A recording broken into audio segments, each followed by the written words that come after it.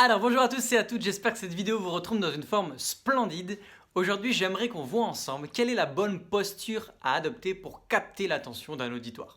Souvent les postures elles sont tout autres, vous savez, on ne sait pas où mettre ses mains, on ne sait pas comment se positionner, on bouge dans tous les sens, on a les pieds qui alternent de gauche à droite, ça fait un effet balance.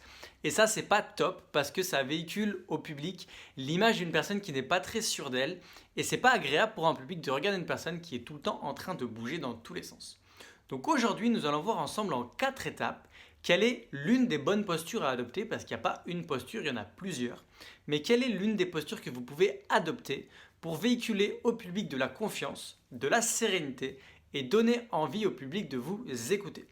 Mais juste avant de commencer, n'hésitez pas à vous abonner à la chaîne YouTube. Et quant à moi, je vais me reculer juste derrière. Attention, regardez. 1, 2, 3.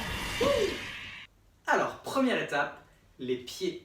Gardez vos pieds à peu près écartés, largeur du bassin, parallèle. On ne va pas faire des squats, je vous rassure. Et vous les laissez fixes au sol. Attention à ne pas avoir trop cet effet-là. On ne veut pas non plus avoir l'effet avant-arrière. Moi, j'avais aussi beaucoup cet effet durant mon one-man show. J'avais souvent tendance à aller d'avant en arrière. Ce qu'on veut, c'est vraiment avoir les pieds au sol, fixes.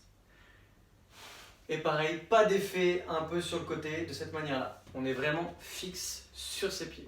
La deuxième étape, vous allez au niveau de votre poitrine et votre corps vous tenir droit. Comme ceci, vous allez sortir légèrement votre poitrine, ça va dégager votre tube digestif, l'estomac.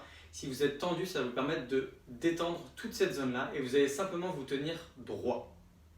La troisième étape, ça va être le regard. On ne regarde pas en bas ou on ne regarde pas sur le côté. On s'adresse à un auditoire, on s'adresse à des personnes, on les regarde, les gens sont devant nous, on se tient droit et on regarde ces personnes. Et ensuite, la quatrième étape, c'est d'utiliser vos mains. Alors les mains, on évite les mains dans les poches, on évite les mains derrière et on évite les mains croisées, du moins pour débuter. Nous, ce qu'on va plutôt faire, c'est soit mettre les mains devant, juste de cette manière, on n'a rien à cacher, on peut s'exprimer normalement, soit on va mettre les mains sur les côtés et à ce moment-là, je me rapproche, vous allez beaucoup mieux me voir. N'hésitez pas à utiliser vos mains pour structurer ce que vous êtes en train de dire. Si par exemple vous dites à votre auditoire qu'il y a 3 points, vous pouvez utiliser vos mains. Dites, maintenant nous allons voir 3 points. Vous pouvez parler quelque chose de petit, quelque chose de grand, quelque chose qui était très haut. Vous voyez, utilisez vos mains pour structurer ce que vous êtes en train de dire. Ça va vraiment véhiculer de la prestance et ça va donner envie aux gens de vous écouter parce que ça va apporter finalement de la vivacité et un effet vivant à ce que vous êtes en train de dire. Donc appliquez cette posture en 4 étapes. Je vous rappelle les étapes. Les pieds fixe, le bassin qui sort, on regarde devant et on utilise ses mains pour s'exprimer. Dites-moi dans les commentaires quelle est l'étape qui vous semble la plus compliquée à appliquer pour vous.